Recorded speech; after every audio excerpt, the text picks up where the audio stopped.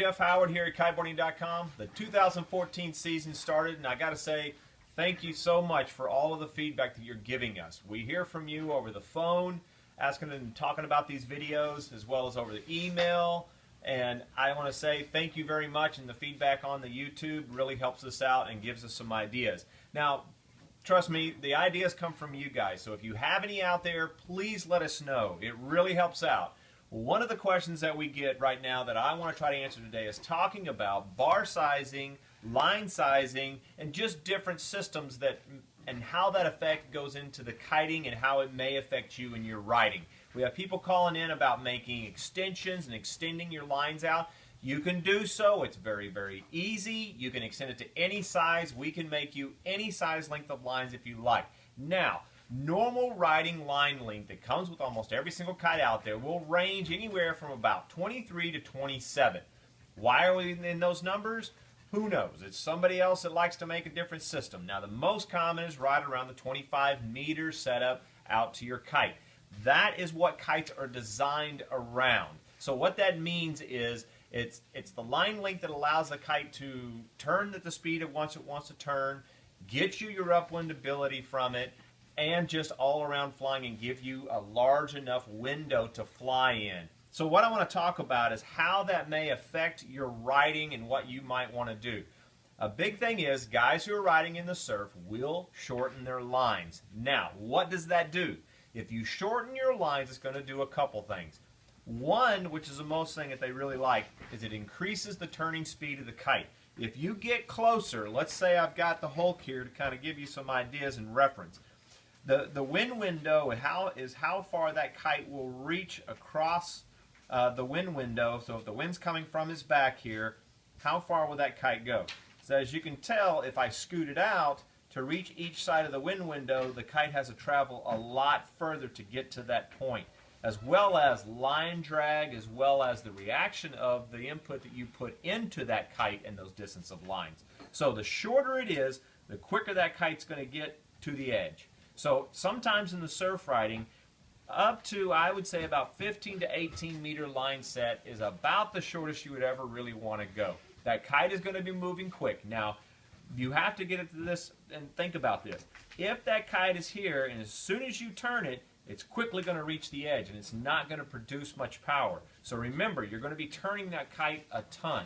So if you're on quick waves and you like to get them to them fast, shorter lines will make that kite zip around and be at the position you want it to go. But it's going to decrease the power that you're going to get from that kite. And only because that kite will get to the edge a lot quicker. And as soon as it gets to the edge, there's basically no power. You know what I'm talking about there. If you're not in motion, and surf riders will stop, and their apparent wind is not built up like normal riding. Apparent wind is that wind you build up when you're in motion. So if you're on a surf and you turn, all of your power is going to come from turning that kite and putting it into the power zone of the window.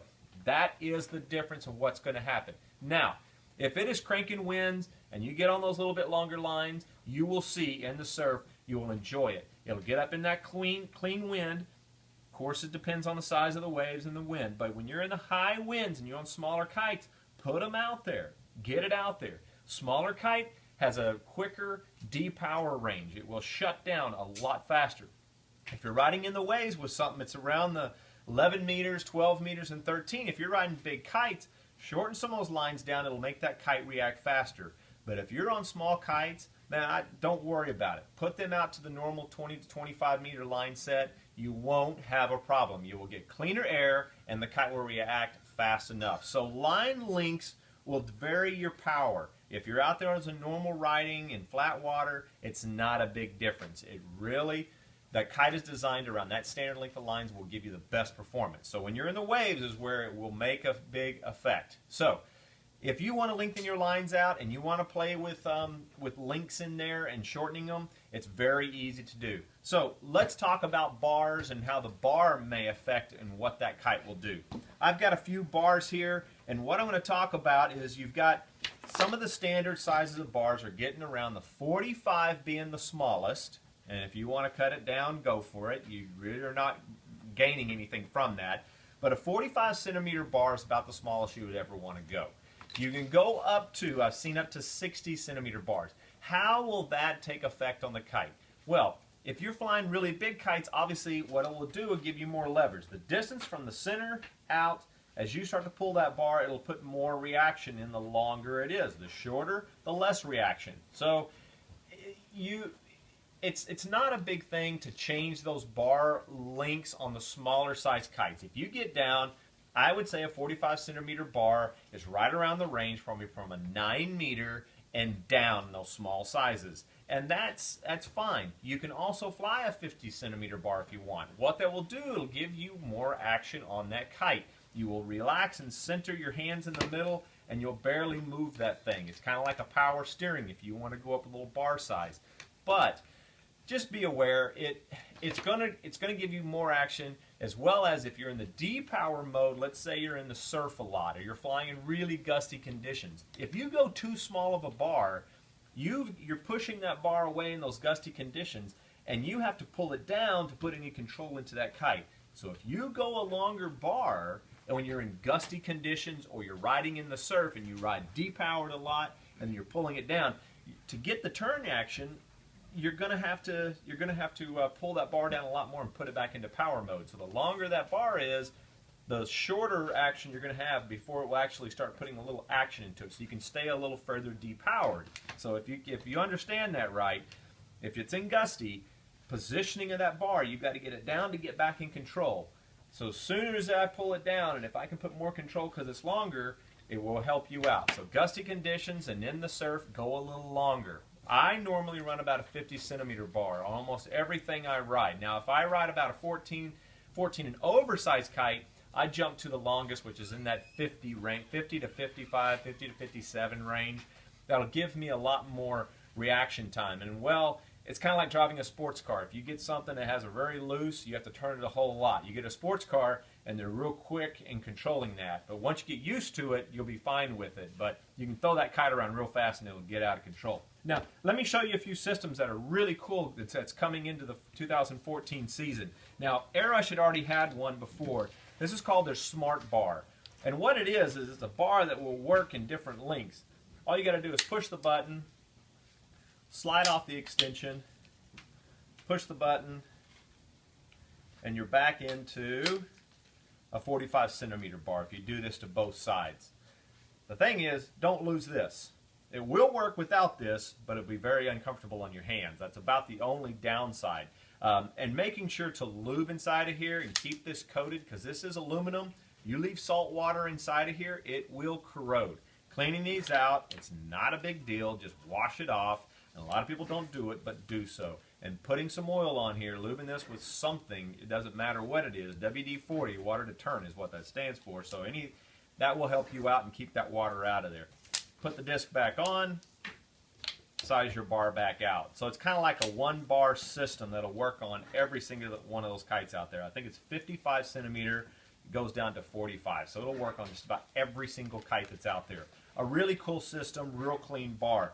Now, Cabrini came up with a new one this year. It's a clicking system in here. So you can see that these are set in at about a 45, I believe, in the lengthwise, and these actually move out. North and some of the other ones had these things where you could actually undo your lines and scoot it out, and it made it bigger and everything else. Well, they kind of come in here and tricked it out a little bit. You pull this, it unlocks it, and then you click it out.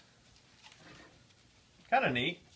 Definitely has some more pieces in the pie there, and makes these a little bit bigger. But it's personal preference when you get into bars. I'm a clean type system. I love something as clean as absolute possible, simplicity across the bar. That's my liking, but this is a very, very popular system. Works really, really well. Clean chicken loop and everything else. This is the Ozone. Real simple. A lot of these now are also coming with spinning chicken loops, which is getting so much nicer and releasing. But this is a very clean system. I really like this. Simplicity. The sheeting strap, it only has one up there. But different size bars, different size lines, and everything else can be very important when you're rigging the gear. Now, the line links, I want to take a second here. Line links in a system usually get linked in loop on loop. And what that means is, here's some line links put on. This is an Airush system, and it's built with links in it. so you can size it down whenever you want. But it's basically the line loops onto itself. It's a very simple thing. So if you order lines from us, you will have these little loops at one end, non-sleeved, and you'll have sleeved at the other end. And most of them have little pigtails at the end. This is how you hook into your kite. So all you've got to do is unloop and scoot that pigtail down to that shorter one and wind up your links that you're not using. Real simple system. We make them in any length, anyhow, any way. We can take an old set of lines and do that to them as well. But that's how it's going to affect. And if you ever have any questions about how these lines are going to go, what bar is good for the kite that you have, if you're going to be changing it out, or you'd like to update your system, don't hesitate to give us a call here. This is all we do is kiteboarding. We've got professionals sitting here who can answer all those questions and get you lined up and get you straight on the water. Anyway, that's Jeff Howard here at Kiteboarding.com for the 2014 season. Let's have a good one. Let us know if we can help you out.